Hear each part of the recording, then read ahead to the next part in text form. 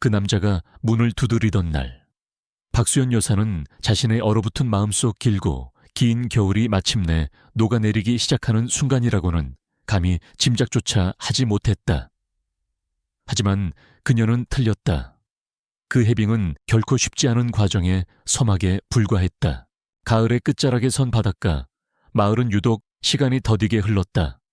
관광객들의 발길이 뚝 끊긴 해안도로는 텅 비었고, 여름 내 시끄럽게 울어대던 매미소리 대신 스산한 바람소리가 소나무 숲을 스치며 계절의 끝을 알렸다. 박수연 여사에게 그 소리는 지난 몇 년간 하루도 빠짐없이 들어온 그녀의 고독과도 같은 소리였다. 그녀가 운영하는 노을 민박은 마을에서도 가장 외진 고재 끝에 자리 잡고 있었다. 2층짜리 아담한 목조 건물은 바다를 정면으로 마주보고 서서 매일 저녁 세상에서 가장 아름답고도 쓸쓸한 노을을 온몸으로 받아냈다. 10년 전, 먼저 세상을 떠난 남편과 함께 평생의 꿈을 담아 지은 곳이었다. 남편이 떠난 후, 이 민박집은 그녀에게 위안이자 동시에 형벌 같은 공간이 되었다. 수연의 하루는 언제나처럼 똑같은 궤적을 그리며 시작되었다. 동틀 무렵 눈을 떠 가장 먼저 하는 일은 2층 베란다로 나가 밤새 안녕하셨냐는 듯 바다를 향해 눈인사를 건네는 것이었다. 짙은 군청색의 새벽 바다는 말이 없었고 수연 역시 말이 없었다. 그저 서로의 존재를 묵묵히 확인하는 의식과도 같은 시간이었다. 아침 식사는 늘 간단했다. 어젯밤 끓여놓은 미역국에 찬밥을 말아먹는 것이 전부였다. 혼자 먹는 밥상은 차리는 것보다 치우는 것이 더 번거로웠다. 식사를 마친 그녀는 습관처럼 고무장갑을 끼고 민박집 청소를 시작했다. 손님이 있든 없든 그녀는 매일 모든 객실의 문을 열고 환기를 시키고 먼지 한 톨 없이 바닥을 닦고 침구를 정리했다. 뽀송하게 마른 침대 시트에서는 늘 기분 좋은 햇볕 냄새와 함께 짙은 외로움의 냄새가 묻어나는 듯했다. 이렇게 깨끗하게 치워두면 뭘 하나, 어차피 아무도 오지 않을 텐데, 그런 생각이 들 때마다 수연은 더욱더 허리를 굽혀 바닥을 닦았다. 몸을 고되게 움직이는 동안에는 잠시나마 머릿속을 파고드는 공허함을 잊을 수 있었다. 민박집의 모든 가구와 집기에는 남편과의 추억이 먼지처럼 내려앉아 있었다. 그들이 함께 고른 커튼, 함께 칠한 페인트벽, 삐걱거리는 소리마저 익숙한 나무 계단까지 추억을 간직하기 위해 시작한 민박집 운영은 이제 그 추억에 갇혀버린 삶이 되었다. 오후가 되면 그녀는 작은 정원을 가꾸었다. 가을이라 대부분의 꽃들은 이미 자취를 감추었지만 국화 몇 송이가 마지막 아름다움을 뽐내고 있었다. 잡초를 뽑고 시든 잎을 떼어내며 흙을 만지고 있을 때면 그녀의 마음도 조금은 평온해졌다. 정원 가꾸기는 그녀가 유일하게 미래를 기약하는 행위였다. 내년 봄에 필 꽃들을 위해 씨앗을 심고 구근을 돌보는 일. 그것은 그녀의 멈춰버린 시간 속에서 유일하게 앞으로 나아가는 작은 희망이었다. 그날도 수연은 정원에서 마지막 국화꽃을 다듬고 있었다. 차가운 바닷바람에 옷깃을 여미며 집 안으로 들어가려던 순간 낡은 나무 대문이 삐걱 소리를 내며 열렸다. 몇 달 만에 처음 들어보는 소리였다. 고개를 돌린 그녀의 시선 끝에 낯선 남자 한 명이 서 있었다. 60 후반에서 70 초반쯤으로 보이는 남자였다. 희끗희끗한 머리를 단정하게 빗어 넘겼고 두꺼운 스웨터 위에 점잖은 코트를 걸치고 있었다. 유행이 지난 듯한 뿔테 안경 너머의 눈빛은 온화했고 손에는 낡은 가죽 가방 하나가 들려 있었다. 남자는 관광객이라기보다는 학자에 가까운 인상을 풍겼다. 실례합니다. 여기가 노을 민박 맞습니까? 낮고 차분한 목소리였다. 수연은 잠시 당황했다. 이 비수기에. 그것도 평일 오후에 손님이라니. 그녀는 자신도 모르게 경계심 어린 눈으로 그를 위아래로 훑어보았다. 남자는 그런 그녀의 시선을 느꼈는지 부드럽게 미소를 지었다. 주름진 눈가에 깃든 미소는 오랜 세월의 지혜와 편안함을 담고 있었다. 네, 맞습니다만 지금은 손님을 잘 받지 않는 기간이라. 수연은 자신도 모르게 거절의 말을 내뱉었다. 새로운 사람을 들이는 것은 그녀의 고요한 일상에 균열을 내는 일이었다. 익숙한 고독이 낯선 만남보다 편안했다. 아, 그렇군요. 혹시나 해서 와봤습니다. 남자는 조금도 실망한 기색 없이 고개를 끄덕였다. 그는 돌아서기 전 잠시 민박집 건물을 올려다보았다. 그의 시선은 창문과 낡은 나무 간판, 그리고 수연이 가꾸는 작은 정원에 차례로 머물렀다. 참 좋은 곳에 자리를 잡았군요. 바다와 노을을 온전히 품을 수 있는 집이라니. 집주인의 안목이 느껴집니다. 무심코 던진 칭찬이었지만 그 말은 수연의 굳게 닫힌 마음의 문을 살짝 두드렸다. 안목이라는 단어는 남편이 살아생전 그녀에게 늘 해주던 말이었다.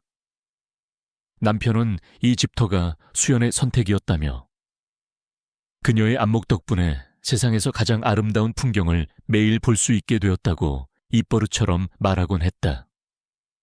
잊고 있던 기억의 파편이 예고 없이 떠올라 수연의 가슴을 작게 흔들었다. 수연은 잠시 망설였다. 이대로 남자를 돌려보내면 그녀의 하루는 다시 어제와 똑같이, 그리고 내일과도 똑같이 흘러갈 것이다. 변화를 두려워하면서도 마음 한구석에서는 이 지독한 정적을 깨뜨려줄 무언가를 간절히 바라고 있었던 것일까? 며칠이나 묵으실 겁니까? 결국 그녀의 입에서 나온 것은 거절이 아닌 질문이었다. 남자는 다시 그녀를 돌아보며 환하게 웃었다. 일주일 정도 생각하고 있습니다. 조용히 글을 쓸 곳이 필요해서요. 괜찮겠습니까? 그의 미소에 수연은 더 이상 거절할 말을 찾지 못했다. 그녀는 말없이 고개를 끄덕이고는 대문을 활짝 열었다. 남자가 그녀의 옆을 지나 집 안으로 들어서는 순간 아주 희미하게 낯선 책 냄새와 도시의 공기 냄새가 끼쳐왔다. 그것은 수연의 고요한 왕국에 던져진 작은 파문이었다. 그녀는 그 파문이 자신의 삶을 어디로 이끌고 갈지 전혀 알지 못한 채 그저 손님을 2층의 가장 전망 좋은 방으로 안내했다. 그 방은 남편이 가장 좋아했던 방이었다. 다음 날 아침, 박수연 여사의 일상은 아주 미세한 균열과 함께 시작되었다. 평생을 지켜온 습관처럼 동이 트자마자 잠에서 깬 그녀는 몸을 일으키는 대신 잠시 침대에 누워 낯선 정적에 귀를 기울였다. 늘 그녀의 숨소리와 낡은 시계의 초침소리만이 존재하던 공간에 다른 사람의 숨소리가 섞여 있다는 감각. 2층 객실에서 잠든 손님의 존재는 그 자체로 이 집의 공기를 바꾸어 놓고 있었다. 수연은 조심스러운 동작으로 부엌으로 향했다. 혼자 먹을 때와는 다른 종류의 책임감이 그녀의 어깨를 작게 짓눌렀다. 몇 년 만에 처음으로 타인을 위한 아침 식사를 준비해야 했다. 가스레인지 앞에 선 그녀는 잠시 막막해졌다. 그 남자는 어떤 음식을 좋아할까? 아침부터 입맛이 까다로운 사람은 아닐까? 수십 년간 남편의 입맛에 맞춰 음식을 해왔던 그녀에게 낯선 사람의 식성을 가늠하는 일은 마치 어려운 수학 문제를 푸는 것처럼 낯설고 힘겹게 느껴졌다. 결국 그녀가 선택한 것은 가장 평범하고 안전한 메뉴였다. 갓 지은 쌀밥과 어젯밤 끓여둔 묵국, 그리고 냉장고에 있던 서너 가지의 밑반찬, 멸치볶음, 콩자반, 그리고 직접 담근 배추김치.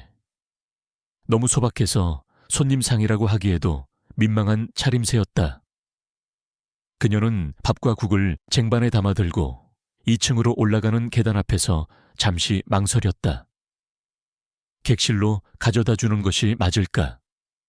아니면 식당으로 내려오시라고 해야 할까?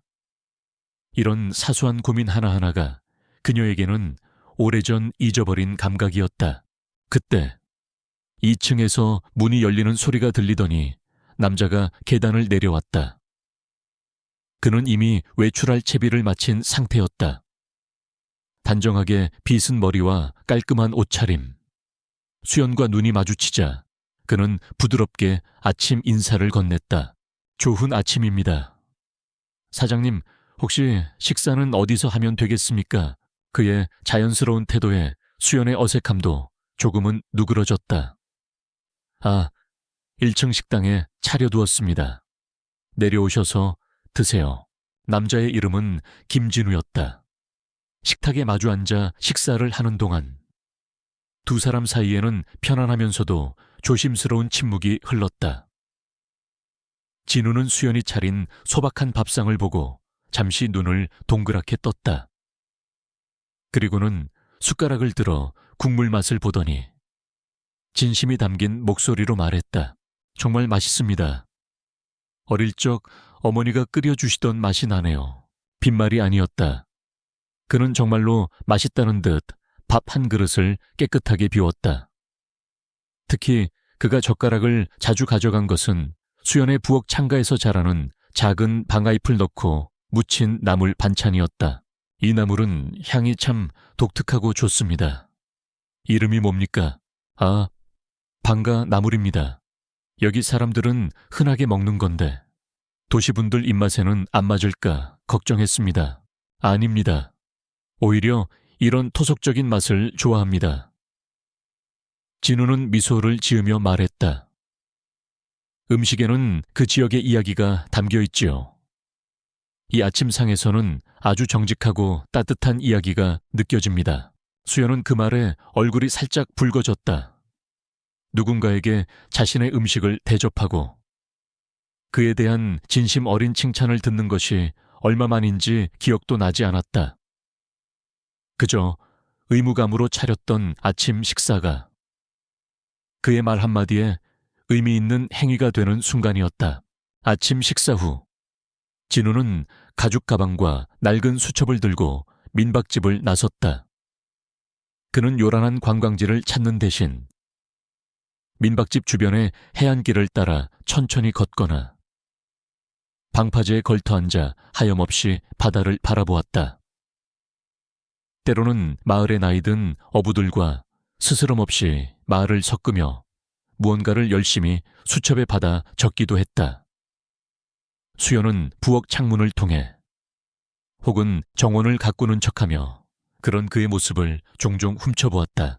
그의 존재는 수연의 고요한 일상에 작은 파문을 일으키기 시작했다. 그녀는 그가 민박집을 나서는 시간을 기다렸다가 서둘러 그의 방을 청소했다. 그의 방에서는 언제나 잘 마른 종이 냄새와 희미한 잉크 냄새가 났다. 책상 위에는 두꺼운 민속학 관련 서적 몇 권과 빼곡하게 무언가 적힌 원고지들이 단정하게 놓여 있었다. 수연은 애써 호기심을 억누르며 그의 물건에는 손을 대지 않고 조용히 청소만 하고 나왔다. 그녀의 삶에 작은 변화들이 생겨났다. 아침 식사를 준비하는 일이 더 이상 귀찮지 않았다. 오히려 어젯밤에는 그를 위해 일부러 장조림을 새로 만들었다. 정원을 가꿀 때도 조금 더 정성을 쏟았다. 시든 국화꽃 옆에 내년 봄을 위한 펜지 모종을 몇 개 더 심었다. 누군가 이 정원을 봐주는 사람이 있다는 사실만으로도 그녀의 손길은 더욱 부지런해졌다. 며칠이 지난 어느 날 오후였다. 수연이 돌담 옆에 쪼그려 앉아 잡초를 뽑고 있을 때 산책을 마치고 돌아온 진우가 그녀의 옆으로 다가왔다. 사장님, 혹시 이 꽃 이름이 무엇인지 아십니까? 그가 가리킨 것은 돌담 틈에서 자라난 아주 작은 보라색 야생화였다. 수연은 수천 번도 더 봤을 그 꽃을 무심하게 쳐다보았다. 그녀에게 그것은 그저 이름 없는 잡초일 뿐이었다. 글쎄요, 그냥 들꽃이라. 이름은 잘 모릅니다. 그렇습니까? 이 꽃의 이름은 개불알풀입니다. 봄 소식을 가장 먼저 전한다고 해서 봄까치꽃이라고도 불리지요. 진우는 미소를 지으며 꽃 옆에 함께 쪼그려 앉았다. 그의 설명은 계속되었다. 이름은 좀 촌스럽지만 아주 강인한 생명력을 가진 꽃입니다. 이렇게 척박한 돌담 틈에서도 꿋꿋하게 피어나지 않습니까? 옛사람들은 이 꽃을 보며 힘든 겨울을 이겨낼 희망을 얻었다고 합니다. 수연은 처음으로 그 작은 들꽃을 유심히 들여다보았다. 진우의 설명을 듣고 보니 보잘것없던 보라색 꽃잎이 어쩐지 대견하고 아름답게 느껴졌다. 늘 그 자리에 있었지만 한 번도 눈여겨보지 않았던 존재의 의미를 그는 알고 있었다. 수연은 문득 깨달았다. 이 남자가 가진 특별함은 바로 이런 것이었다. 모든 존재의 가치를 알아보고 그 안에 담긴 이야기를 읽어내는 능력, 그것은 오랫동안 자신의 가치마저 잊고 살았던 그녀의 마음을 미세하게 흔드는 힘을 가지고 있었다. 그날 이후로 아침 식사 시간의 대화는 조금 더 길어졌다. 진우는 자신이 연구하는 민속학에 대해, 이 마을에 전해져 내려오는 전설에 대해 이야기했다. 수연은 그의 이야기에 귀를 기울이며 자신이 나고 자란 마을에 대해 처음 듣는 이야기들을 신기해했다. 진우의 질문에 답을 해주다 보면 그녀 역시 자연스럽게 자신의 이야기를 하게 되었다. 남편과 함께 이 민박집을 처음 지었을 때의 이야기, 갯벌에서 조개를 캐던 어린 시절의 추억 같은 것들, 누군가와 마주 앉아 자신의 이야기를 하고 상대방의 이야기에 귀 기울이는 평범한 행위가 그녀에게는 기적처럼 느껴졌다. 며칠 전까지만 해도 그저 시간을 견뎌내기 위해 존재했던 아침 식탁은 이제 하루 중 가장 기다려지는 따뜻한 공간이 되었다. 어느 날 아침, 여느 때처럼 설거지를 하던 수연은 자신도 모르게 콧노래를 흥얼거리고 있는 것을 발견했다. 아주 오래전 남편이 살아있을 때 자주 부르던 옛 노래의 한 구절이었다. 그녀는 깜짝 놀라 입을 다물었다. 자신의 입에서 노래가 흘러나왔다는 사실이 믿기지 않았다. 창밖으로는 진우가 정원 의자에 앉아 책을 읽고 있었다. 그의 곁으로 따스한 가을 햇살이 쏟아져 내렸다. 그 평화로운 풍경을 바라보는 수연의 입가에 그녀 자신도 의식하지 못한 아주 옅은 미소가 피어올랐다. 멈춰있던 그녀의 시간이 아주 조금씩 다시 흐르기 시작하고 있었다. 김진우라는 남자가 노을 민박에 머무르기 시작한 지 열흘이 지났다. 열흘이라는 시간은 박수연 여사의 멈춰있던 세월 속에서 아주 작은 점에 불과했지만 그 파급력은 실로 대단했다. 민박집의 공기는 더 이상 외로움의 무게로 가라앉아 있지 않았다. 그 자리에는 조심스러운 온기와 살아있는 사람의 온기가 희미하게 감돌았다. 두 사람의 관계는 이제 제법 익숙하고 편안해졌다. 아침 식탁에서의 대화는 일상이 되었고 오후에는 각자의 시간을 보내다가도 저녁이 되면 자연스럽게 거실에 마주 앉아 차를 마시며 하루 동안의 소소한 일들을 나누곤 했다. 진우는 수연에게 마을 노인들에게서 들은 흥미로운 예시이야기들을 들려주었고 수연은 그에게 갯벌의 물때를 읽는 법이나 맛있는 생선을 고르는 법 같은 바닷가, 사람들의 지혜를 알려주었다. 그들은 서로에게 새로운 세상의 창을 열어주는 존재가 되어가고 있었다. 수연은 자신의 삶에 찾아온 이 변화가 믿기지 않으면서도 한편으로는 두려웠다. 행복에 익숙하지 않은 사람은 작은 온기에도 화들짝 놀라 몸을 움츠리기 마련이다. 이 평화가 어느 날 갑자기 신기루처럼 사라져 버릴까봐, 그래서 더 깊은 공허함 속에 홀로 남겨질까봐 겁이 났다. 하지만 진우의 꾸밈없는 태도와 한결같은 배려는 그녀의 경계심을 하루하루 허물어뜨리고 있었다. 그는 선을 넘는 법이 없었고 언제나 그녀를 민박집의 주인으로서 존중해 주었다. 그러던 어느 맑은 가을날 오후였다. 그날따라 유난히 하늘은 높고 푸르렀고 바다는 잔잔한 윤슬로 반짝였다. 수연은 오랜만에 마당의 장독들을 모두 꺼내 깨끗이 닦고 있었다. 햇볕에 반짝이는 갈색 장독들을 보며 흐뭇해하고 있을 때 진우가 낡은 필름 카메라를 목에 걸고 집을 나섰다. 그는 사진을 찍는 것이 취미라며 가끔 카메라를 들고 주변 풍경을 담으러 나가곤 했다. 오늘 날씨가 참 좋습니다. 진우는 마당을 가로질러 나가려다. 장독대 앞에서 일하는 수연을 보고 걸음을 멈췄다. 그의 시선은 부지런히 움직이는 그녀의 손과 햇살을 받아 유난히 희게 빛나는 그녀의 머리카락에 잠시 머물렀다. 사장님, 제가 사진 한 장만 찍어드려도 되겠습니까? 그의 갑작스러운 제안에 수연은 하던 동작을 멈추고 고개를 들었다. 그녀는 당황한 얼굴로 반문했다. 저를요? 아니, 늙은이를 찍어서 뭘 하시려고요? 저기 바다나 예쁜 꽃을 찍으세요. 손사래를 치는 그녀의 얼굴에는 부끄러움과 거부감이 역력했다. 남편이 죽은 이후 그녀는 단 한 번도 사진을 찍어본 적이 없었다. 거울을 보는 것조차 꺼려질 때가 많았다. 주름지고 생기를 잃은 자신의 모습을 마주하는 것은 씁쓸한 일이었다. 하지만 진우는 포기하지 않았다. 그는 카메라를 만지작거리며 차분한 목소리로 말했다. 사장님이 꽃을 돌보실 때나 이렇게 정성껏 무언가를 닦고 계실 때 그 모습이 참 아름답다고 생각했습니다. 화려한 아름다움이 아니라 뭐랄까 성실한 삶의 궤적이 만들어내는 그런 깊은 아름다운 말입니다. 그 순간을 기록으로 남겨두고 싶어서요. 그의 말에는 사람의 마음을 움직이는 진솔함이 있었다.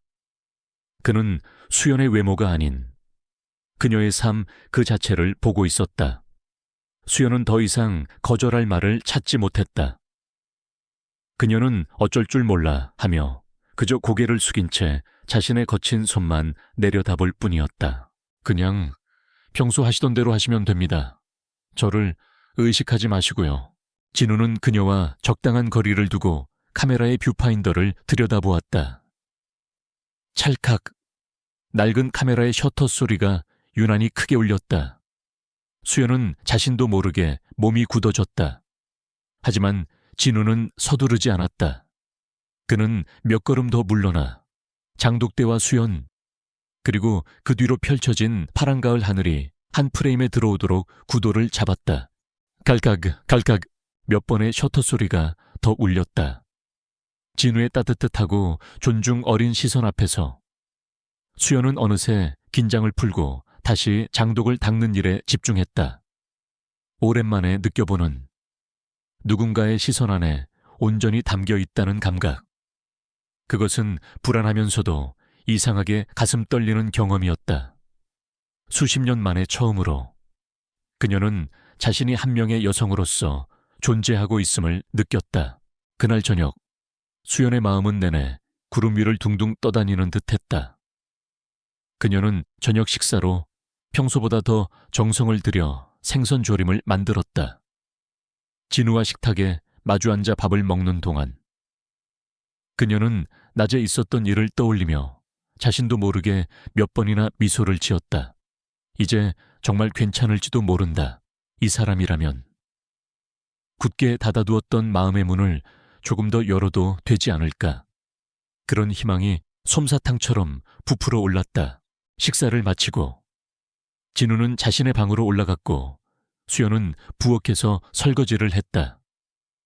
기분 좋은 콧노래가 절로 흘러나왔다. 그때 2층에서 진우의 방문이 살짝 열려있는 것을 보았다. 아마 환기를 시키려고 열어둔 모양이었다. 수연은 그에게 따뜻한 차라도 한 잔 가져다 줄까 생각하며 찬물을 끓이기 시작했다.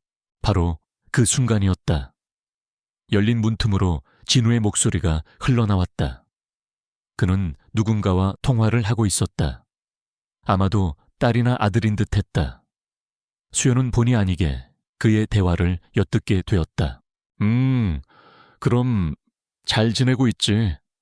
여긴 공기가 좋아서 그런지 몸은 한결 가뿐하구나. 수연은 작게 미소 지었다. 그가 이곳에서 편안하게 지내는 것 같아 다행이라고 생각했다. 그녀는 찻잔을 챙겨 그의 방으로 향하려 했다. 아니, 오래 있을 건 아니야. 걱정하지 마라. 그 말에 수연의 발걸음이 우뚝 멈춰 섰다. 원래 계획했던 대로 그냥 일 마무리만 하려는 곳이니까. 자료 정리만 끝나면 돼. 그래. 곧 서울로 올라갈게. 전화기 너머의 상대방을 안심시키려는 다정한 목소리. 하지만 그 다정한 목소리가 수연의 귀에는 세상에서 가장 차가운 비수처럼 날아와 박혔다. 그냥 일 마무리만 하려는 곳. 수연의 머릿속이 하얗게 비는 듯했다. 낮에 느꼈던 모든 설렘과 따스함이 한순간에 차갑게 식어버렸다. 그동안의 친절, 따뜻한 눈빛, 진심 어리게 느껴졌던 칭찬들, 그리고 오늘 오후의 사진까지.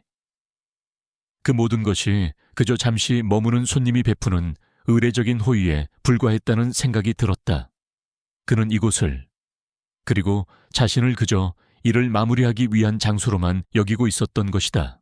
수연은 손에 들고 있던 찻잔을 조용히 싱크대에 내려놓았다. 찻잔이 부딪히는 소리가 유난히 크고 날카롭게 들렸다.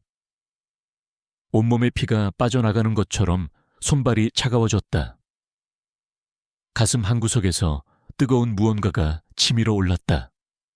그것은 서운함이었고, 더 큰 것은 바보같이 희망을 품었던 자기 자신에 대한 깊은 실망감과 수치심이었다. 뭘 기대한 걸까? 주책맞은 늙은이가 겨우 며칠의 친절에 마음이 흔들려서 그녀는 도망치듯 자신의 방으로 들어와 문을 걸어 잠갔다. 낮에 진우가 찍어준 사진 속 자신의 모습이 어땠을지 상상하자 얼굴이 불타는 듯 화끈거렸다. 분명 어색하고 바보 같은 표정을 짓고 있었을 것이다. 그는 속으로 얼마나 우스웠을까. 수연은 침대에 쓰러지듯 누워 딱딱하게 굳어버린 천장을 바라보았다. 민박집의 고요함이 다시 예전처럼 그녀를 짓누르기 시작했다. 하지만 이제 그 고요함 속에는 날카로운 상처의 통증이 더해져 있었다. 진우가 쌓아 올리기 시작했던 작은 온기의 성은 그의 말 한마디에 모래성처럼 허무하게 무너져 내렸다. 그날 밤 박수연 여사는 평생 겪어온 그 어떤 불면의 밤보다도 더 길고 혹독한 밤을 보냈다. 그녀는 뜬 눈으로 밤을 지사우며 귓가에 맴도는 김진우의 목소리와 자신의 어리석었던 마음을 몇 번이고 되새김질했다. 그냥 일 마무리만 하려는 곳. 그 문장은 날카로운 유리 조각이 되어 밤새 그녀의 가슴을 헤집었다. 새벽녘, 창문이 희미하게 밝아올 때쯤 그녀의 마음속에는 차가운 결심 하나가 굳게 자리 잡고 있었다. 원래의 자리로 돌아가자 아무도 들이지 않았던, 그래서 상처받을 일도 없었던 고요한 성벽 안으로. 다음 날 아침 진우가 1층 식당으로 내려왔을 때 그를 맞이한 것은 평소와 같은 수연의 따뜻한 인사가 아니었다. 식당은 텅 비어 있었고 식탁 위에는 쟁반 하나가 덩그러니 놓여 있었다. 갓 지은 밥과 국, 그리고 반찬 2가지.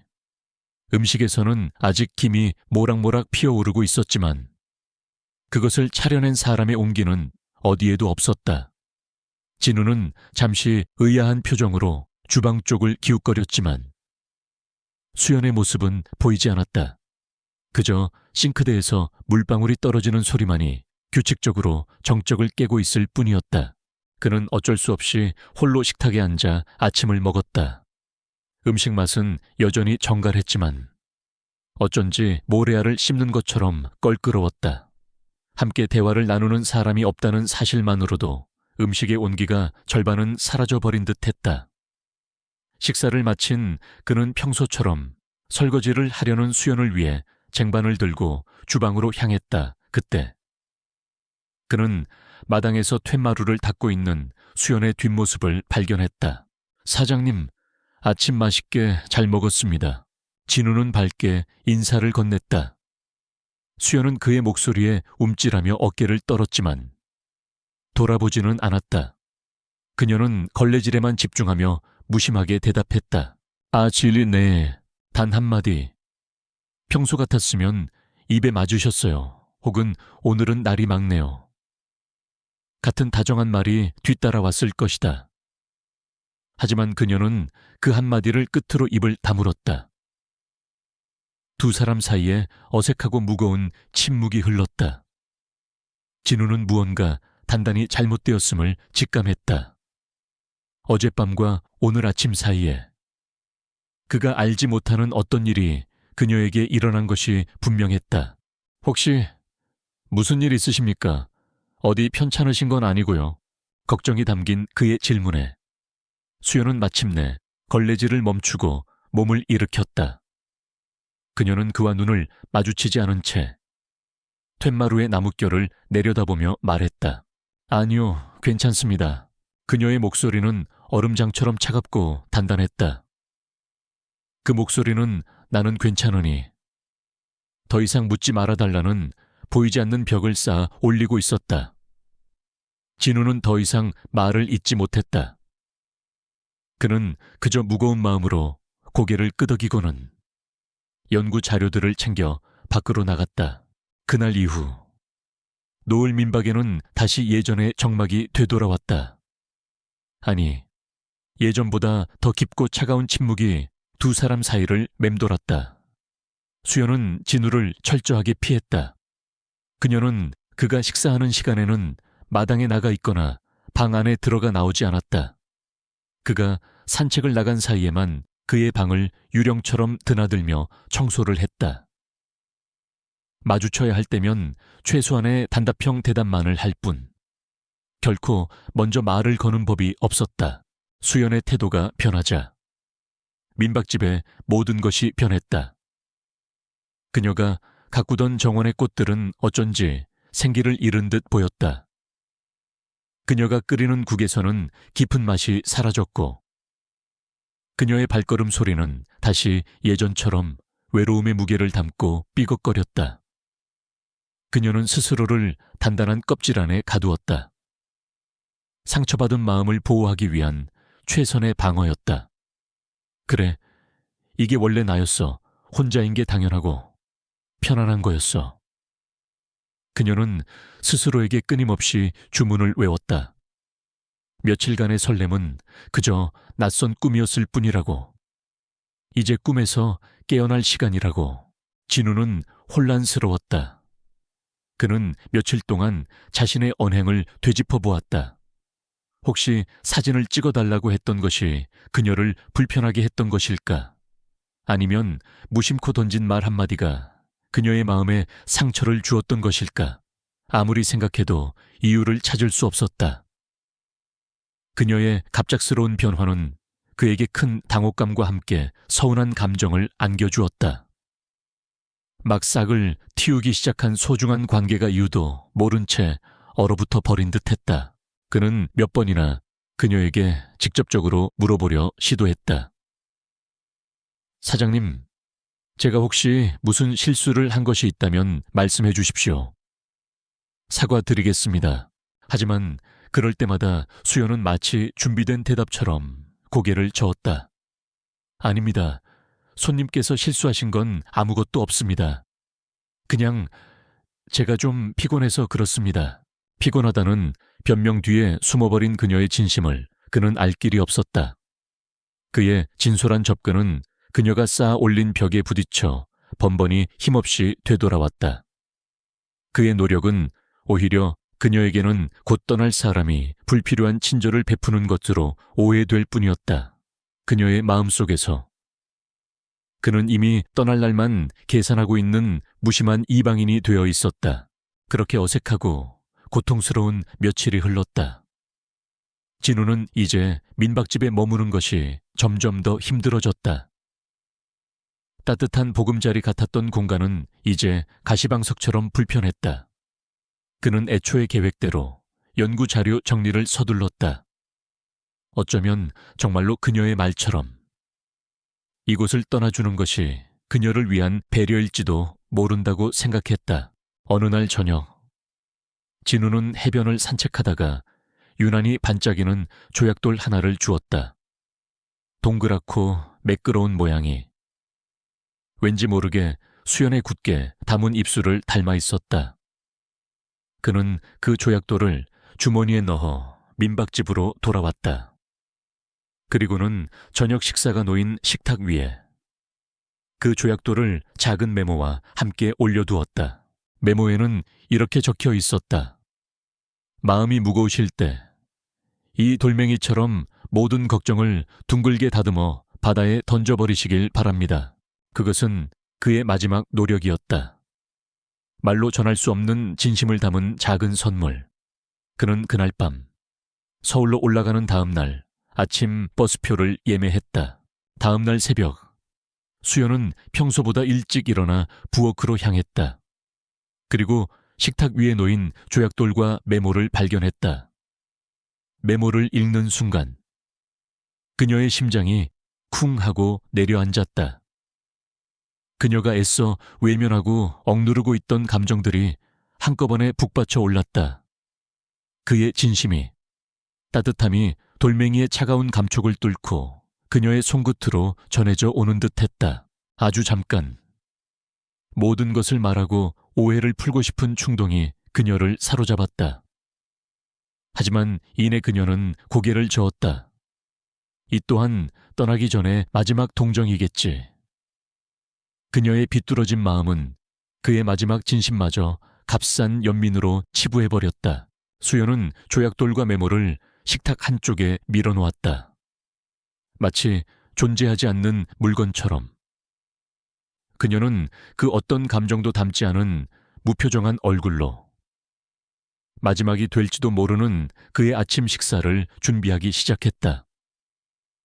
보이지 않는 벽은 이제 그 어떤 망치로도 부술 수 없을 만큼 두껍고 단단해져 있었다. 김진우가 떠나기로 한 날의 새벽은 폭풍 전야처럼 고요했다. 바다는 검은 비단처럼 펼쳐져 숨을 죽이고 있었고 바람 한 점 불지 않았다. 박수연 여사는 평소보다 더 이른 시간에 일어나 마지막 아침 식사를 준비했다. 그녀의 움직임에는 어떠한 감정도 실려 있지 않았다. 마치 정교하게 설계된 기계처럼 그녀는 밥을 안 치고 국을 드고 접시에 반찬을 담았다.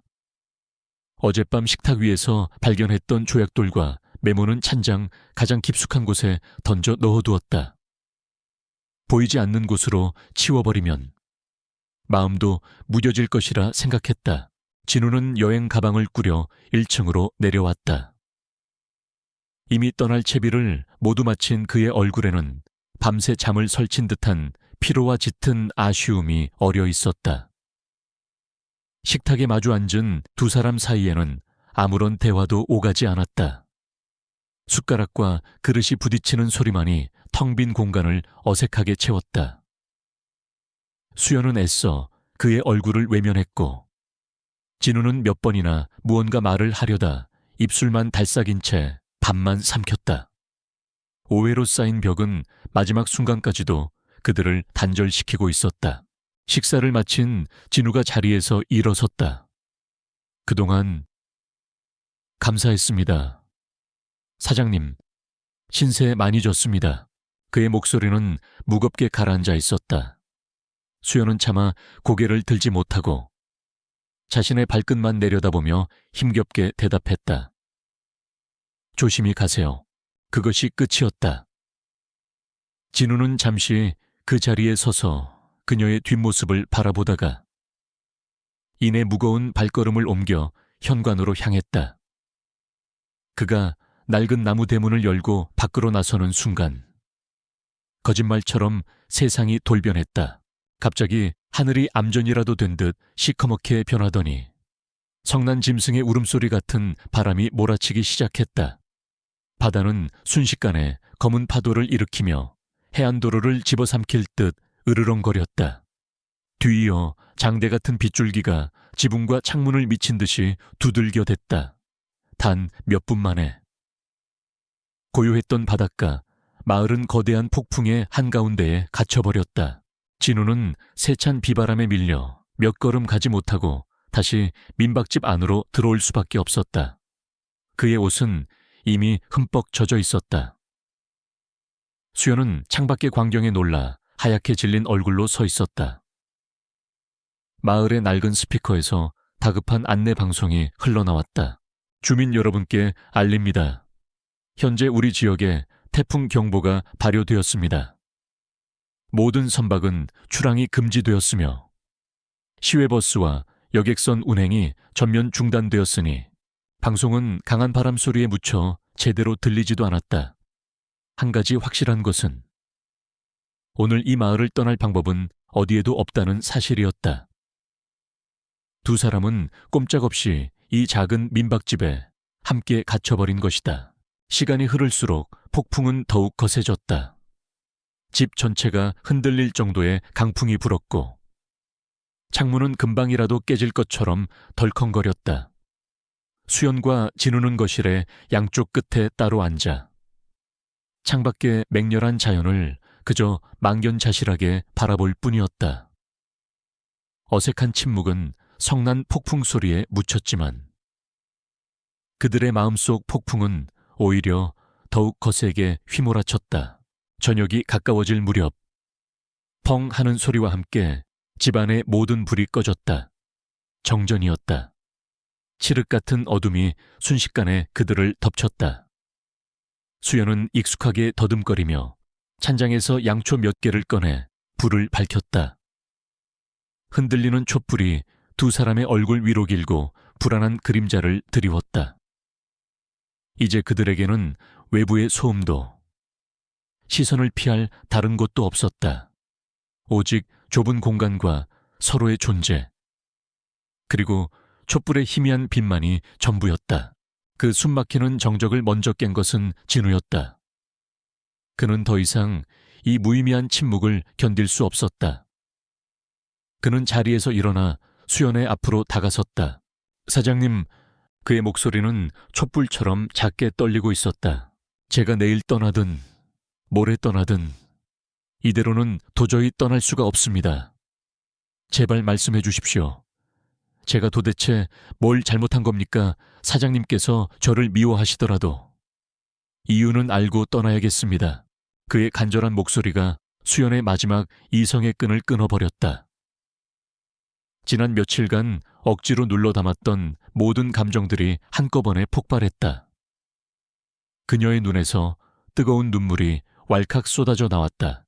몰라서 물으세요. 정말 몰라서. 그녀의 목소리는 분노와 슬픔으로 심하게 떨리고 있었다. 그저 일 마무리하러 온 곳이라면서요.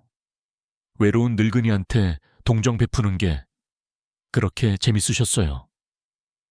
며칠 친절하게 대해주니까 바보처럼 마음 열었던 내가 우스우셨냐고요.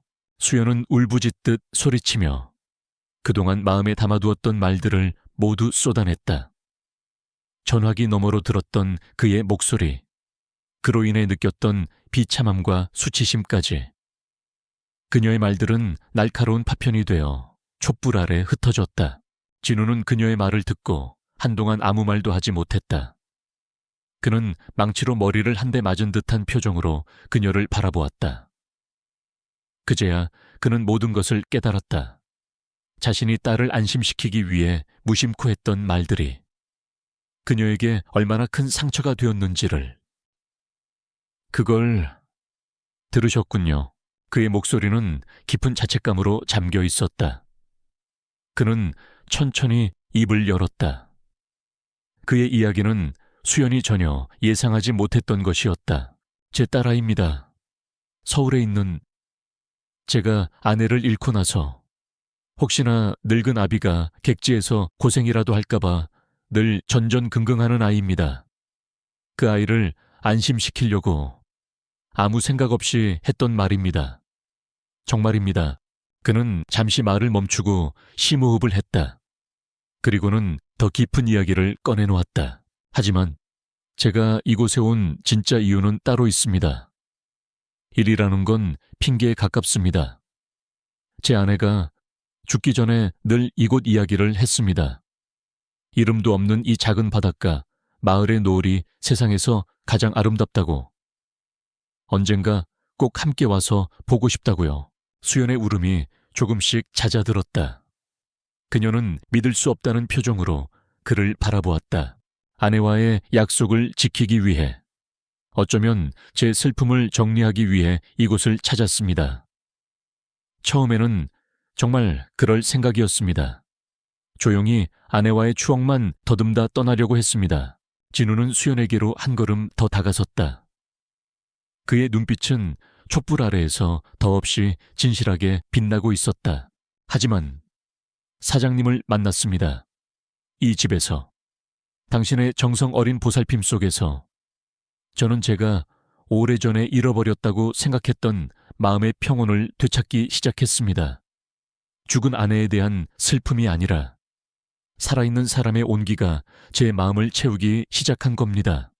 그래서 더 머물고 싶어졌습니다. 그는 품에서 지갑을 꺼내 낡은 사진 한 장을 수연에게 내밀었다. 그것은 진우가 그날 찍었던 그녀의 사진이었다. 장독대 앞에서 햇살을 받으며 어색하게 웃고 있는 그녀의 모습. 이 사진을 딸에게 보내주며 말했습니다. 아빠가 아주 오랜만에 다시 웃을 이유를 찾았다고요. 당신은 제게 그저 일을 마무리하는 곳의 주인이 아니었습니다. 모든 진실이 밝혀지는 순간 창밖의 폭풍 소리가 거짓말처럼 잦아들기 시작했다. 수연은 사진 속 자신의 모습과 눈앞의 진우를 번갈아 바라보며 아무 말도 하지 못했다. 자신이 쌓아 올렸던 오해의 성벽이 와르르 무너져 내리는 소리가 들리는 듯했다. 그 자리에는 거대한 후회와 미안함이 해일처럼 밀려왔다. 두 사람은 한동안 말없이 촛불만 바라보았다. 분노와 오해의 폭풍은 지나갔지만 그들이 남긴 상처와 회한의 잔해는 여전히 그들 사이에 무겁게 남아있었다. 폭풍이 지나간 아침, 세상은 온통 물에 씻긴 듯 깨끗하고 고요했다. 거짓말처럼 하늘은 맑게 개었고 밤새 울부짖던 바람과 파도 소리도 잦아들었다. 하지만 평화로워 보이는 풍경 뒤편에는 폭풍이 남긴 상처들이 고스란히 남아있었다. 부러진 나뭇가지들이 마당에 어지럽게 널려 있었고 해변은 정체 모를 쓰레기들로 뒤덮여 있었다. 노을 민박의 거실 역시 마찬가지였다. 밤새 타다 남은 양초와 두 사람이 쏟아낸 감정의 잔해들이 무겁게 가라앉아 있었다. 박수연 여사는 뜬 눈으로 밤을 보냈다. 어둠 속에서 그녀는 김진우가 들려준 이야기와 자신의 모진 말들을 수없이 되뇌었다. 그의 아내에 대한 이야기, 자신을 보며 다시 웃을 이유를 찾았다는 그의 고백, 그 모든 진실들은 날카로운 칼이 되어 그녀의 심장을 저미는 듯했다. 자신의 옹졸한 의심이 한 사람의 진심을 얼마나 난도질했는지, 그의 슬픈 순례길에 얼마나 큰 상처를 남겼는지 깨닫자 그녀는 견딜 수 없는 자책감에 휩싸였다. 동이 트자마자 그녀는 자리에서 일어났다.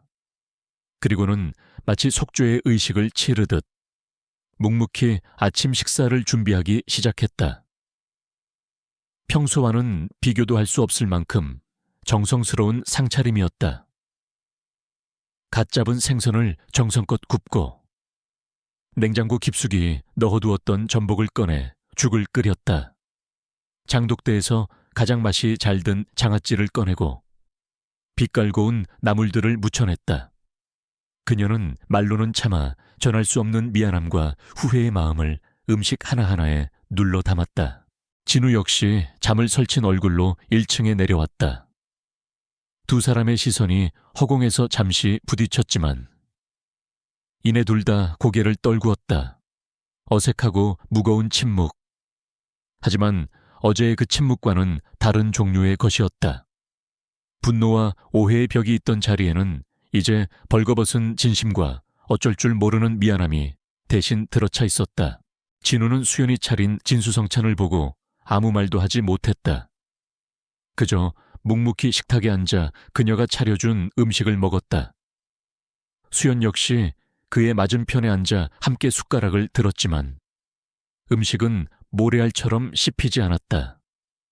두 사람은 마치 세상에 단둘만 남겨진 사람들처럼 아무 말 없이 식사만 했다. 진우가 그녀의 음식을 남김없이 먹어주는 것이 그녀의 사과를 받아주는 그만의 방식이라는 것을 수연은 알 수 있었다. 식사가 끝나자 진우는 조용히 자리에서 일어나 자신의 방으로 올라갔다.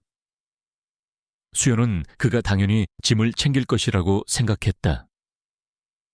어젯밤의 폭풍으로 잠시 미뤄졌을 뿐 그는 어차피 떠날 사람이었다. 그리고 자신은 그를 붙잡을 자격이 없었다.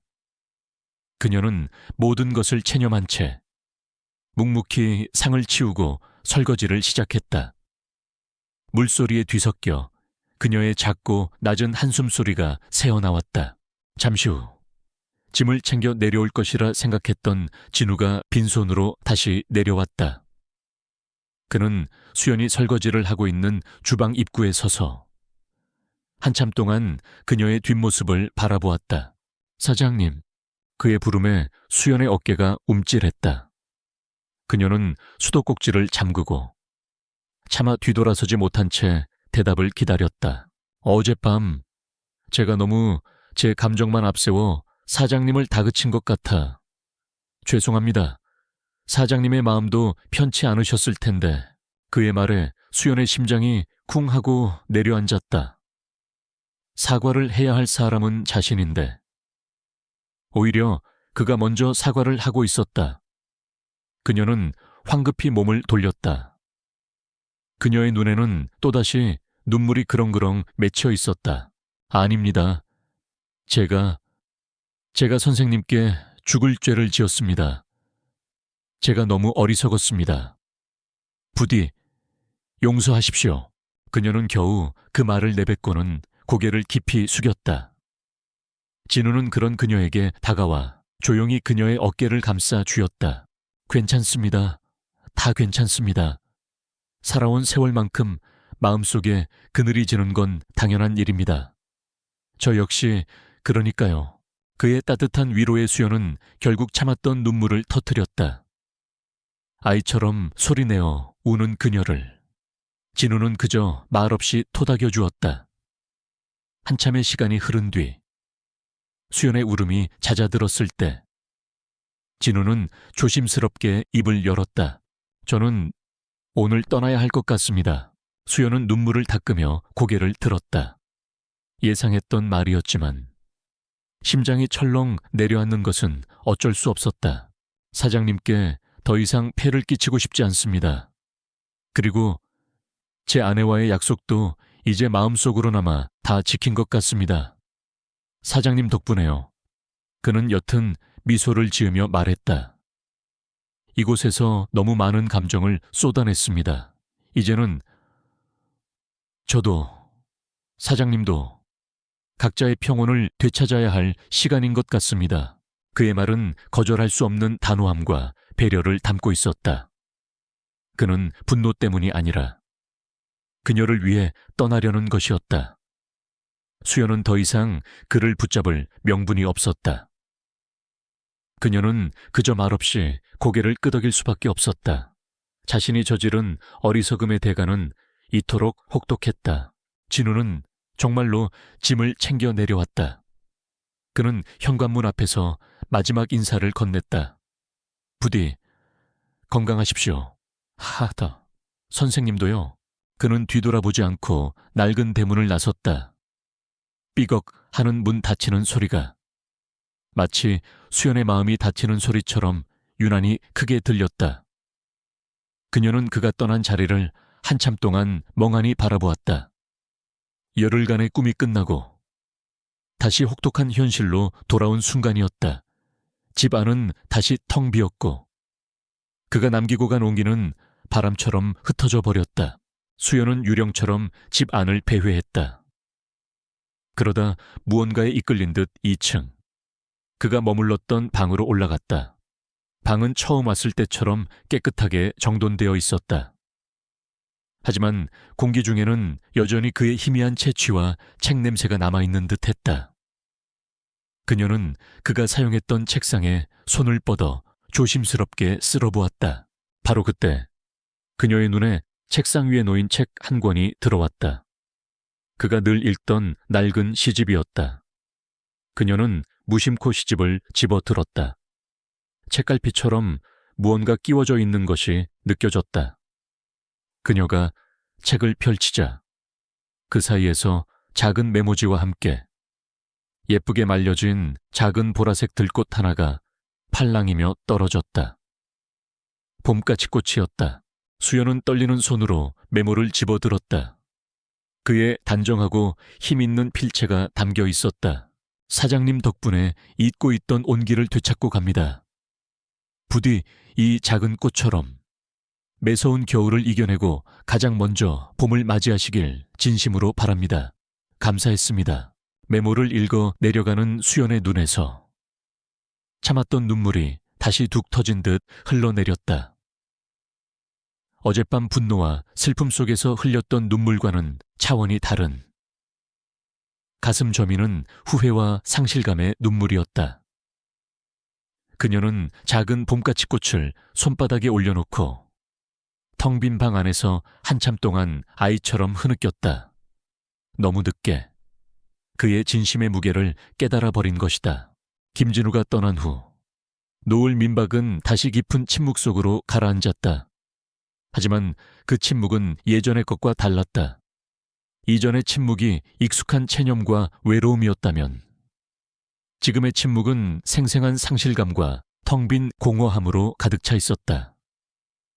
박수연 여사는 그의 방에 홀로 서서 손바닥 위에 놓인 작은 봄까치꽃과 메모지를 하염없이 내려다보았다. 그의 마지막 온기가 담긴 흔적이었다. 가장 먼저 봄을 맞이하시길 진심으로 바랍니다. 그의 글씨가 눈물 위로 번져 아른거렸다. 봄. 그녀에게는 너무나 오래전에 잊어버린 단어였다. 남편이 죽은 후 그녀의 삶은 끝없이 이어지는 잿빛 겨울이었다. 그녀는 스스로를 그 겨울 속에 가두었고 그것이 안전하다고 믿었다. 그런데 한 낯선 남자가 찾아와 그녀의 얼어붙은 땅을 조심스럽게 헤집고 그 아래에 아직 온기가 남아있음을 알려주었다. 작은 희망의 씨앗을 심어주었다. 그런데 그녀는 자신의 어리석은 두려움 때문에 그 씨앗이 싹트기도 전에 짓밟아 버린 것이다. 이대로 끝낼 수는 없어. 그 생각이 벼락처럼 그녀의 머릿속을 내리쳤다. 지금 이 순간 후회하고 주저앉아 있는 것은 그가 보여준 진심에 대한 예의가 아니었다. 그녀의 심장이 미친 듯이 뛰기 시작했다. 지금껏 살아오면서 단 한 번도 느껴보지 못했던 종류의 절박함이었다. 이것은 단순히 좋은 손님을 떠나보낸 아쉬움이 아니었다. 어쩌면 생애 마지막에 찾아온 소중한 인연, 마지막 봄을 맞이할 수 있는 유일한 기회를 놓쳐버릴지도 모른다는 공포였다. 수연은 메모지와 꽃을 소중하게 움켜쥐고 방을 뛰쳐나왔다. 벽에 걸린 낡은 괴종시계가 아침 9시를 가리키고 있었다. 그가 떠난 지 1시간 남짓 지났다. 베오스, 서울로 가는 버스. 이 작은 마을에서 서울로 가는 시외버스는 하루에 몇 대 다니지 않았다. 가장 빠른 버스는 아마도 9시 30분에 출발할 것이다. 아직 시간이 있을지도 모른다. 터미널까지는 빠른 걸음으로 20분 거리 희망이. 아주 가느다란 희망의 빛이 보였다. 그녀의 몸이 이성보다 먼저 움직였다. 지난 10여 년간의 삶을 지배했던 모든 관성과 무기력을 떨쳐버린 움직임이었다. 그녀는 외투를 되는 대로 걸쳐 입고 지갑만 허둥지둥 챙겨 들었다. 화장을 하거나 머리를 빗을 여유 따위는 없었다. 현관문을 열고 뛰쳐나가려던 그녀는 잠시 멈칫했다. 민박집, 그녀의 세상의 전부였던 이 공간. 그녀는 뒤돌아서서 급하게 종이 한 장을 찢어 임시 휴업이라는 4글자를 휘갈겨 썼다. 그리고는 낡은 대문에 서둘러 붙였다. 자신의 왕국이자 감옥이었던 공간의 문을 스스로 걸어 잠그고 밖으로 나서는 상징적인 행위였다. 이제 그녀를 붙잡는 것은 아무것도 없었다. 수연은 숨이 턱에 차오르는 것을 느끼며 해안도로를 따라 달리기 시작했다. 평생 이렇게 달려본 적이 있었던가.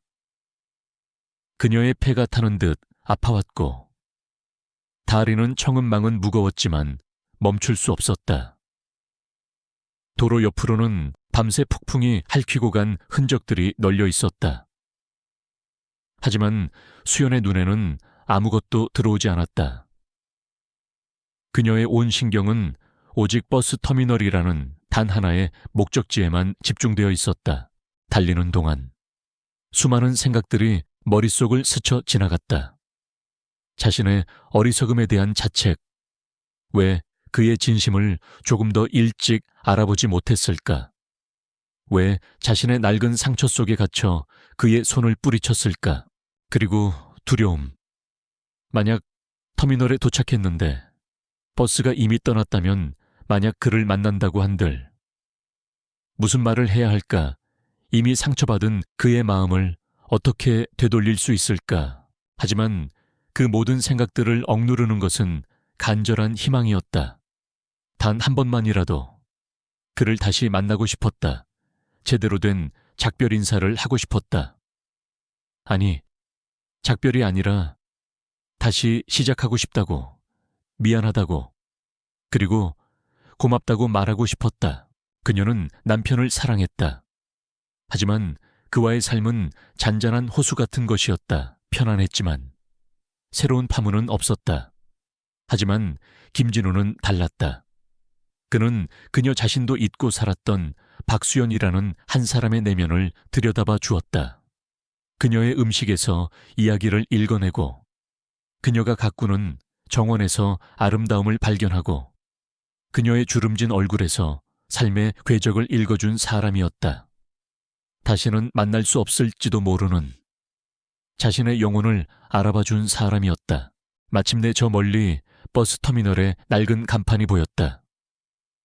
수연은 마지막 남은 힘을 쥐어짰다. 터미널 안으로 들어선 그녀는 헐떡이는 숨을 고르며 주변을 둘러보았다. 아주 작은 시골 터미널이었다.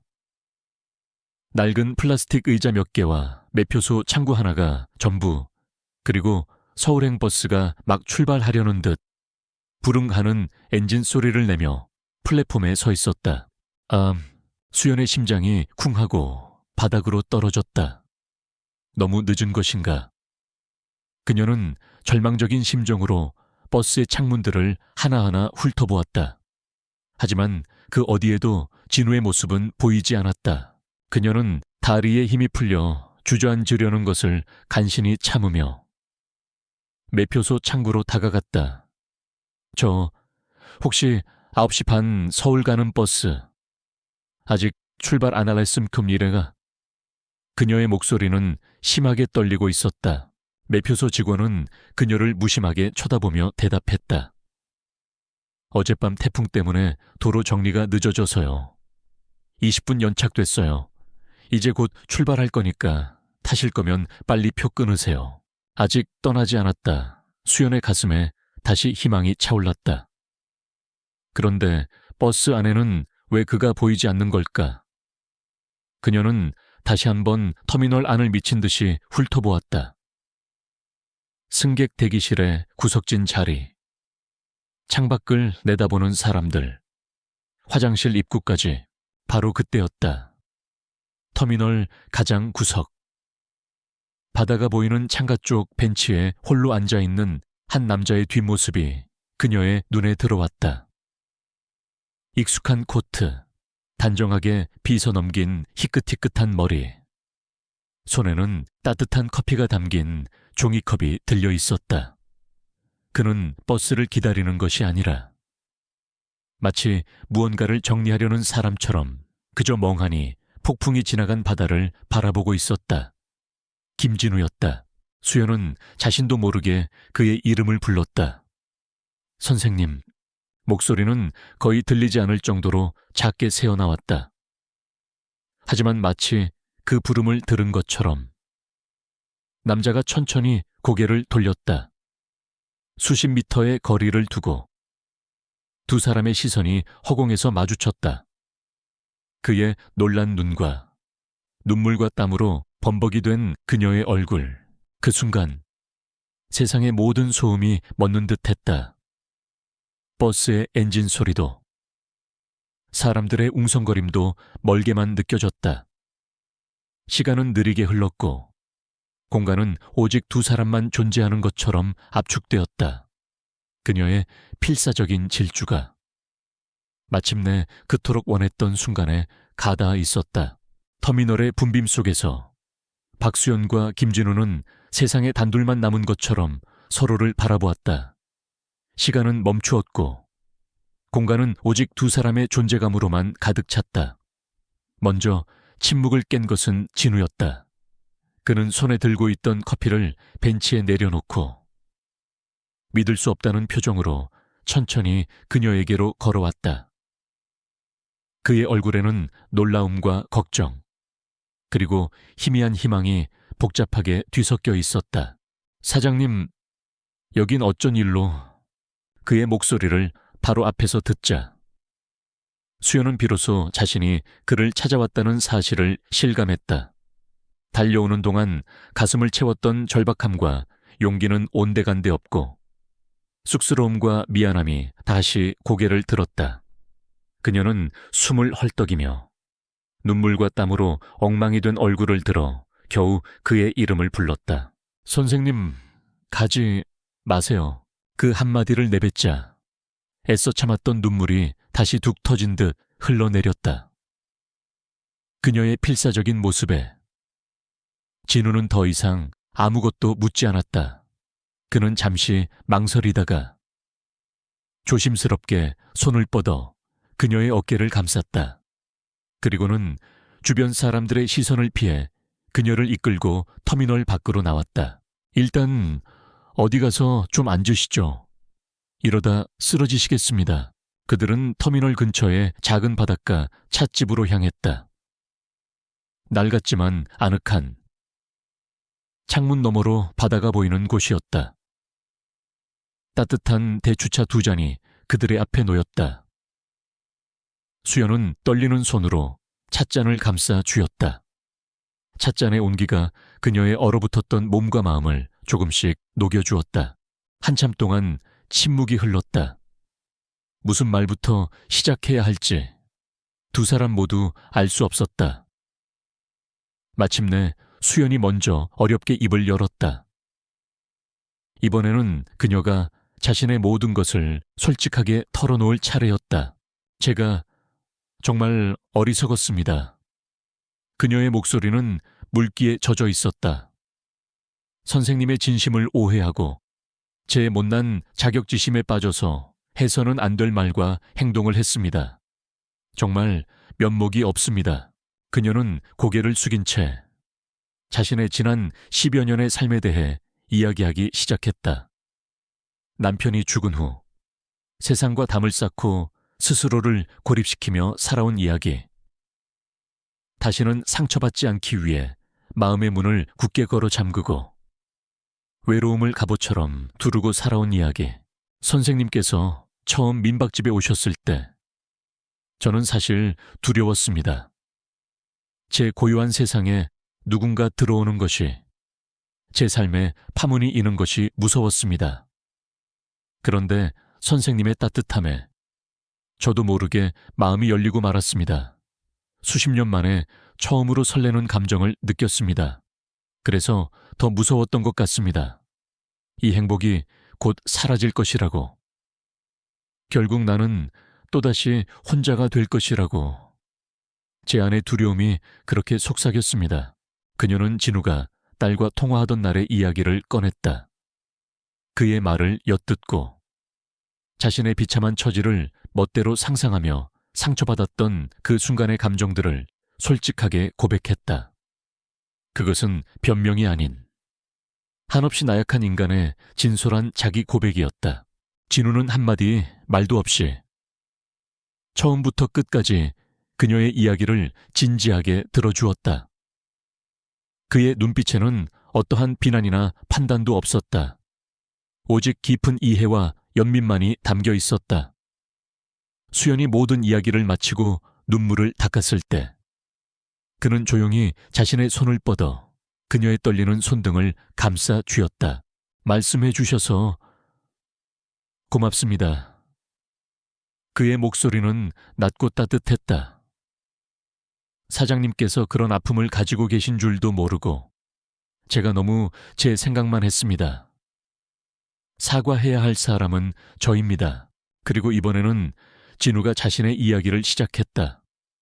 아내가 떠난 후 북적이는 서울 한복판에서 느꼈던 지독한 고독감에 대해서, 자식들이 아무리 잘해줘도 채워지지 않던 마음의 허기에 대해서 그는 마치 과거 시대의 유물처럼 빠르게 변하는 세상에 적응하지 못하고 홀로 남겨진 기분이었다고 했다.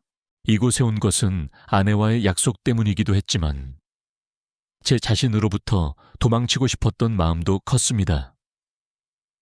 그런데 이곳에서 사장님을 만났습니다.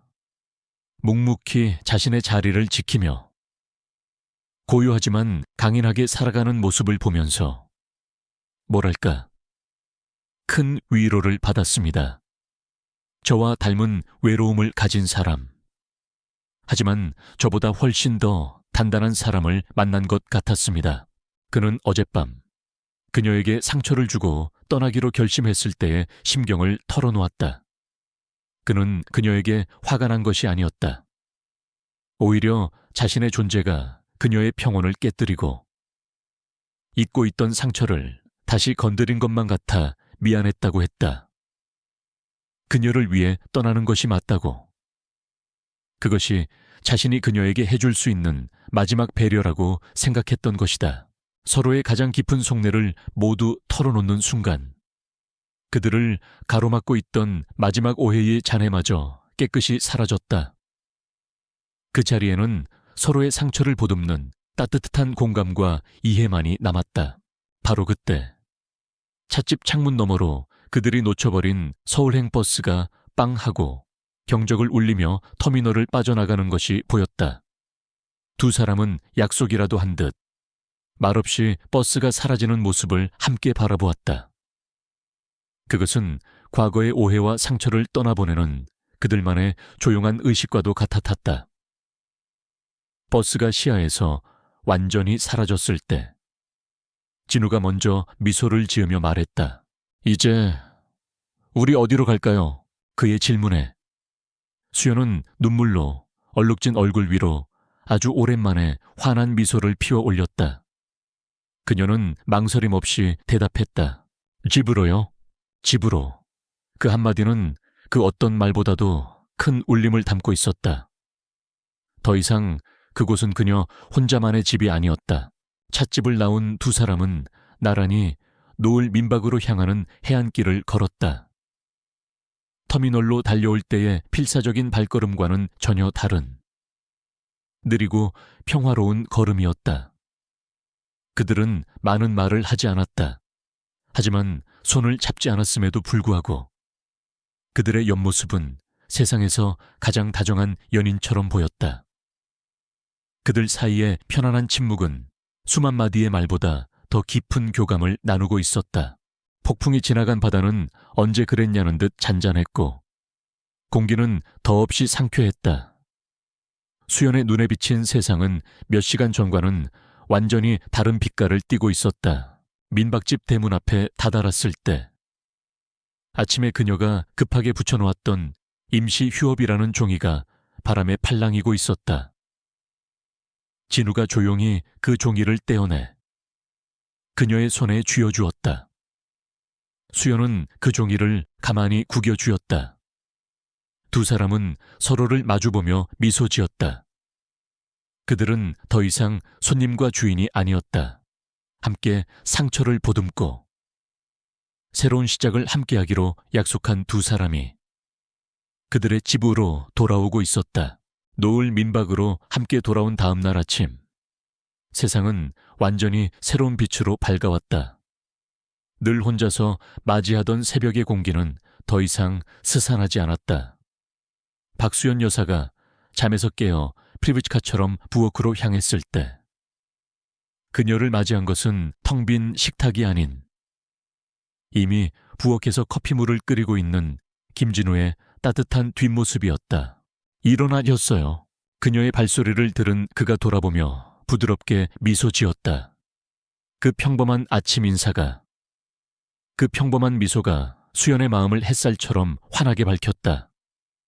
지난 수십 년간 반복되어 온 그녀의 외로운 아침 의식은 그가 돌아온 단 하루 만에 설레는 공동의 일상으로 변모했다. 그들은 함께 아침 식사를 준비했다. 진우는 서툴지만 정성껏 밥을 짓고 수연은 그의 입맛에 맞는 찌개를 끓였다. 나란히 서서 각자의 일을 하는 동안 많은 대화는 필요 없었다. 서로의 움직임을 살피고 조용히 호흡을 맞추는 것만으로도 충분했다. 텅 비어있던 2인용 식탁은 마침내 제 주인을 찾아 온기를 띠기 시작했다. 식사를 하며 나누는 소소한 대화, 서로의 빈잔에 물을 채워주는 작은 배려. 수연은 자신이 그토록 오랫동안 잊고 살았던, 어쩌면 한 번도 제대로 누려보지 못했던 일상의 행복이 바로 이런 것임을 깨달았다. 시간이 약이라는 말처럼 시간은 두 사람의 관계를 더욱 단단하고 깊게 만들어 주었다. 진우는 더 이상 손님이 아니었고 수연 역시 더 이상 민박집 주인이 아니었다. 그들은 서로의 삶에 자연스럽게 스며들어 서로에게 없어서는 안 될 동반자가 되어갔다. 그들의 새로운 일상은 조용하고 평화로웠다.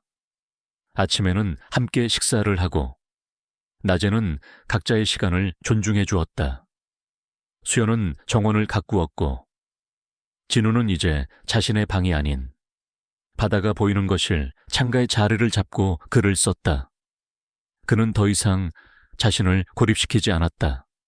수연의 부지런한 움직임과 그녀가 흥얼거리는 콧노래 소리를 배경음악 삼아 글을 쓰는 것을 더 좋아했다. 오후가 되면 그들은 함께 바닷가를 산책했다. 진우는 이제 자연스럽게 그녀의 손을 잡았다. 울퉁불퉁한 자갈밭을 걸을 때 그녀를 부축해주기 위해서였다. 그의 크고 따뜻한 손이 그녀의 작고 거친 손을 감쌀 때마다 수연은 세상 그 어떤 것보다도 든든한 안온함을 느꼈다. 그들은 함께 장을 보러 읍내에 나갔다. 처음에는 마을 사람들의 호기심, 어린 시선을 피하고 싶었지만 진우는 언제나 당당했다. 그는 수연의 어깨를 감싸고 다정한 눈빛으로 그녀를 바라보며 보란듯이 함께 걸었다. 그런 그의 모습에 수연 역시 더 이상 주눅 들지 않고 허리를 펴고 걸을 수 있게 되었다. 시간이 지나자 마을 사람들의 시선도 점차 익숙한 풍경을 바라보는 듯 부드러워졌다. 저녁이 되면 그들은 낡은 소파에 나란히 앉아 책을 읽거나 진우가 낮에 쓴 글을 함께 읽었다. 수연은 그의 첫 번째 독자였다. 그녀는 학문적인 지식은 없었지만 삶의 지혜가 담긴 그녀의 소박한 감상평은 언제나 진우에게 새로운 영감을 주었다. 그는 자신의 글이 그녀의 마음에 가닿는 순간을 무엇보다 소중하게 여겼다. 어느 날 저녁, 수연은 먼지 쌓인 벽장에서 낡은 사진첩 하나를 꺼내왔다. 그 안에는 그녀의 젊은 시절과 먼저 세상을 떠난 남편의 모습이 담겨 있었다. 진우는 혹시라도 그녀의 옛 상처를 건드릴까 조심스러워했지만 수연은 이제 괜찮다는 듯 담담한 미소로 남편과의 추억을 이야기했다. 그녀는 더 이상 과거에 얽매여 있지 않았다. 진우는 그녀의 과거를 존중해 주었고 그녀의 남편이 그녀에게 얼마나 소중한 사람이었는지를 진심으로 이해해 주었다. 그날 밤, 진우 역시 자신의 아내와의 추억이 담긴 사진들을 그녀에게 보여주었다. 그들은 서로의 지나온 삶을 존중하고 보듬어 줌으로써 비로소 함께 만들어갈 미래를 온전히 마주할 수 있게 되었다. 계절은 가을의 끝을 지나 차가운 겨울로 접어들고 있었다. 바닷바람은 매서워졌지만 노을 민박의 내부는 그 어느 때보다 따뜻했다. 두 사람은 함께 겨울을 날 채비를 했다. 창문에 방풍 비닐을 붙이고 거실에는 작은 난로를 들였다. 타닥타닥 장작 타는 소리를 들으며 수연은 진우에게 뜨개질을 배우고 진우는 수연에게 바둑을 배웠다. 그들의 겨울은 결코 외롭지 않았다. 그리고 마침내 겨울이 막바지에 이를 무렵 진우는 자신의 책을 완성했다. 며칠 후 서울의 출판사에서 보낸 소포 하나가 민박집에 도착했다. 그 안에는 아직 인쇄소에 잉크 냄새가 채 가시지 않은 그의 새 책이 들어있었다. 책의 제목은 길 위에서 만난 바람의 노래였다. 그날 저녁 두 사람은 여느 때처럼 창가에 앉아 붉게 물들어가는 노을을 바라보고 있었다. 진우는 조금은 상기된 아이처럼 설레는 얼굴로 책의 첫 장을 넘겼다. 그리고는 헌사 페이지를 펴서 수연에게 내밀었다. 당신에게 가장 먼저 보여주고 싶었습니다. 수연은 떨리는 눈으로 그가 가리키는 페이지를 들여다보았다. 그곳에는 단 한 문장이 명료하고 힘있는 글씨체로 적혀 있었다. 노을은 끝이 아니라 무수히 많은 별들을 품은 밤의 시작임을 가르쳐준 나의 마지막 설렘에게. 수연은 그 문장을 읽고 또 읽었다. 글자들이 눈물 위로 아른거리며 번져나갔다. 나의 마지막 설렘. 그녀의 심장이 벅찬 감동으로 크게 울렸다. 오해의 시작이었던 그의 일이 이제는 두 사람의 사랑을 증명하는 가장 아름다운 결실이 되어 돌아온 것이다. 진우는 책을 내려놓고 조용히 그녀의 어깨를 감싸 안았다. 수연은 그의 품에 기대어 소리 없이 눈물을 흘렸다. 그것은 슬픔이나 후회의 눈물이 아니었다. 생애 가장 늦은 저녁에 찾아온 가장 눈부신 행복에 대한 감사와 벅참의 눈물이었다. 창밖으로 마지막 햇살이 스러지고 하늘에는 하나둘씩 별들이 떠오르기 시작했다. 노을은 끝이 아니었다. 그것은 진정으로 무수히 많은 별들을 품은 깊고 아름다운 밤의 시작이었다. 두 사람은 그렇게 한참 동안 말없이 서로에게 기댄 채 그들의 새로운 밤을 맞이하고 있었다. 시간은 멈추지 않고 흘러 노을 민박에도 또다시 새로운 계절이 찾아왔다. 김진우가 처음 이곳의 문을 두드렸던 스산한 늦가을은 지나고 매서운 겨울을 견뎌낸 대지 위로 따스한 봄이 내려앉고 있었다. 그가 수연에게 건넸던 작은 봄가치꽃의 약속처럼 그녀의 삶에 찾아온 진짜 봄이었다. 진우의 책. 길 위에서 만난 바람의 노래는 세상에 나온 후 조용하지만 깊은 반향을 일으켰다. 그의 진솔한 문체와 삶에 대한 따뜻한 성찰은 많은 독자들의 마음을 울렸다. 책이 유명해지면서 가끔씩 그의 발자취를 따라 이 외진 바닷가 마을을 찾아오는 손님들도 생겨났다. 노을 민박은 더 이상 텅 빈 공간이 아니었다. 수연과 진우는 이제 그들의 평온한 일상을 해치지 않는 선에서 꼭 필요한 손님들만 받았다. 민박집은 이제 외로운 생계 수단이 아닌 사람들과 온기를 나누는 따뜻한 교류의 장이 되었다.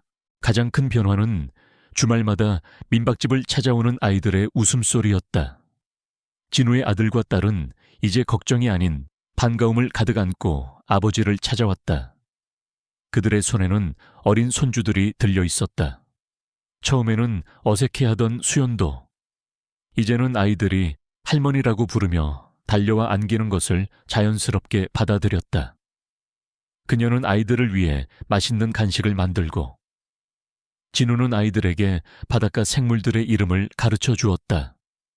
평생 느껴보지 못했던 가족의 북적임 속에서 수연의 얼굴에는 마른 땅에 단비가 내린 듯 생생한 행복의 기운이 감돌았다. 그녀는 더 이상 혼자가 아니었다. 봄이 한창 무르익은 어느 주말 오후, 수연과 진우는 정원에서 무언가를 함께 만들고 있었다. 그것은 진우가 직접 설계한 2인용 나무근의 의자였다. 그는 읍내 목공소에서 좋은 목재를 구해와 며칠 동안 톱질하고 다듬었다. 수연은 그의 옆에서 묵묵히 사포질을 하거나 칠을 도왔다. 아이고, 내가 당신보다 나이는 어려도 이런 일에는 영소질이 없나 봐.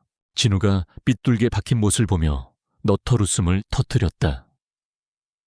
수연은 그의 모습에 함께 웃으며 말했다. 괜찮아요. 조금 삐뚤면 어떻습니까? 우리가 앉을 건데. 세상에 완벽한 게 어디 있다고. 그녀의 말에 진우는 사랑스럽다는 눈빛으로 그녀를 바라보았다. 함께 무언가를 만들어가는 과정은 그 자체로 행복이었다. 서툰 솜씨로 삐걱거리며 만들어지는 그네 의자는 마치 두 사람이 조심스럽게 쌓아 올린 그들의 관계를 닮아 있었다. 마침내 그네 의자가 완성되었다.